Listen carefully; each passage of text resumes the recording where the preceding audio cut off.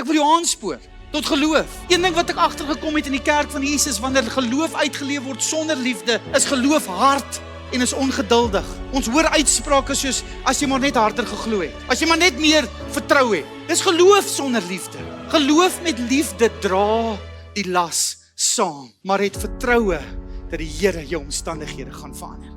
Geloof sonder liefde dra nie jou las nie. As jy maar net meer geloof gehad het, as jy maar net meer vertrou het, sal jy 'n deurbraak gebring het. Weet jy wat doen daardie woorde aan gelowiges vandag? Hulle sit met skuldgevoelens, omdat hulle die Here nie vertrou het. Is dit die hart van Jesus kerk? Die hart van Jesus om in liefde te opereer, dat as jy sterker in geloof is, om die wat swakker is, met 'n gees van sagmoedigheid te help, te onderskraag, te ondersteun, te bemoedig. Jy as gelowige, kom en jy fokus op God se trou, nie op daardie persoon se tekortkominge nie.